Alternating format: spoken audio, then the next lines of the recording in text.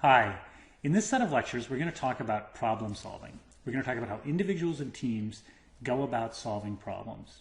And we're going to focus on a couple things. We're going to talk about the role that diversity plays in problem solving, and we're also going to talk about how ideas can get recombined and how a lot of innovation actually comes from somebody having one idea in one place and it being applied someplace else. So those are going to be the two main themes, the role of diversity and the power of recombination. So to get there, to think about how we model problem solving, we've got to start out by making it formal, like constructing a somewhat formal model. So here's how we're going to do it. We're going to assume that you take some sort of action, A, or that you have some sort of solution that we'll represent by A, and then there's a payoff function, F, that gives you the value of that particular action. So that action could be, a particular string of code if you're writing computer code, and F might be how fast that code runs, right? Or alternatively, A could be a healthcare policy, and F would be how efficient that healthcare policy is. So A is the solution that you propose, and F of A is how good that solution is. What we want to do is we want some way of understanding how people come up with better solutions, where innovation comes from.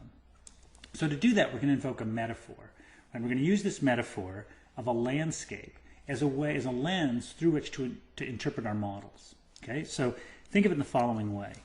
You are trying to come up with some sort of solution to a problem, and each solution has a value. So the altitude here is the value of it. So B is the best possible solution.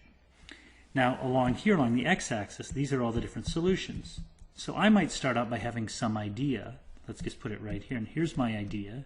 And it's an okay idea, but we'd like to think about how do we find better ideas. Well, one thing we might do is we might sort of try things to the left and to the right and realize and sort of climb uphill here, and we get to some point C. And C might be where I'd get stuck, because if I go to the left, I'm lower, and if I go to the right, I'm lower, so I could say, boy, C's the best thing I can come up with. What we want to see is how people come up with these ideas, how teams of people come up with better ideas, and how we can avoid getting stuck on C and possibly get ourselves up to B. How are we going to do it? Well, here's what the model is going to look like. We're going to start out by talking about something I'm going to call perspectives. What is a perspective? A perspective is how you represent a problem.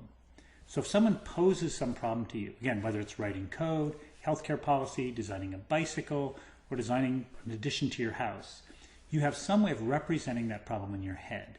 That's going to be a perspective. It's literally how you encode the problem. Once you've encoded the problem, what you do is you create, again, this is sort of metaphorically, a landscape.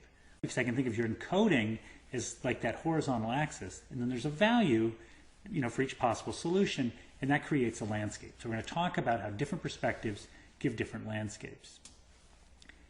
That's the first part. Second part is something I'm going to call heuristics. Heuristics are how you move on the landscape. So remember when I drew that landscape a minute ago, I talked about climbing up the hill? Well, hill climbing is one heuristic. Random search would be another heuristic, right? You can just sort of randomly pick some points and then find which one has the highest value. That's another heuristic. So we'll talk about how different perspectives and different heuristics allow people to find better or improving solutions to problems. So that's going to be the focus of our model of problem solving. People have perspectives and people have heuristics. Once we finish talking about individuals, then we'll talk about teams. And one of the interesting things here is if you have groups of people or a team of people trying to solve a problem, you actually can show that they'll be better than the individuals in it. And the reason why is because they have more tools, and those tools tend to be diverse. So they have different perspectives and different heuristics, and all that diversity makes them better at coming up with new solutions and better solutions to problems. So teams are going to be important. After we've talked about teams, and after we've talked about the role of how one person can improve upon the solution of another, we're going to sort of extend our model a little bit and talk about recombination. So here's sort of the big idea. The big idea is this. I have some solution from one problem. You have a solution for a different problem. And sometimes I can take your solution and combine it with my solution and come up with something even better. So if you think about sophisticated products like a house, an automobile, or even a computer, that consists of all sorts of solutions to sub-problems. And we're going to see how by recombining solutions to sub-problems, we get ever better solutions, and that's really a big driver of innovation. So let's think back for a second. Remember in our previous lecture we talked about how without sustained innovation we no longer get growth, right? That growth depends on sustained innovation. What we're going to talk about here is how diversity leads to innovations and how recombinations of innovations can lead to even more innovations. So that's the big theme. So that's where we're headed. We're going to start by talking about perspectives, then we'll talk about heuristics, then we'll talk about how teams of people can leverage their diverse perspectives and heuristics, And then we'll talk about how recombining ideas can really drive a lot of growth. All right, let's get started. Thank you.